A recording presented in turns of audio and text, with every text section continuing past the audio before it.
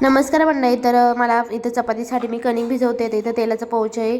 तेल काढलं होतं, तेल संपलं होतं म्हणून. तर त्या तेलाच्या पाऊचमध्ये थोडंफार जरी तेल असलं ना तर अजिबात ते वेस्ट जाऊ द्यायचं नाही. आणि कुणीही जाऊ देत नसेल असं मला तरी वाटतं, कारण घरात कितीही तेल असू दे पण त्यातलं तेल काढल्याशिवाय कोणाला समाधान भेटत नाही. तर मी ही असंच करते, कणिक त्यामध्ये मळून घेतलं म्हणजे आणि त्याच पिशवीत ठेवलं म्हणजे सॉफ्ट होईल. कारण मला 2 पुरणपोळी करायची होती, कारण जे अक्षय तृतीयेचं पुरण शिल्लक होतं त्याचीवाली. तर इथं मस्त मी पुरणपोळी आणि साधी 2 चपाती आणि पुरणपोळी बनवून घेते. तर मस्त पुरणपोळी लाटून घेतली आणि तुम्ही ते बघू शकता मस्त टम्म फुगलेली आहे.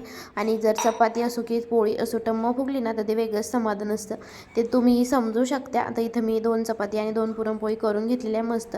आणि त्यासोबत खाण्यासाठी तर मस्त हटून पिठलं बनवलं होतं. तुम्ही कधी असं पिठलं बनवतात का नक्की सांगा. आणि बाकीच्या पिठल्यांपेक्षा याची टेस्ट ना एकदम अप्रतिम लागते. त्यानंतर इथं मस्त आता पिठलं तयार झालेलं आहे. पुरणपोळी चपाती ही रेडी आहे आणि मस्त रस बनवलेला आहे. या जेवायला तुम्ही पण.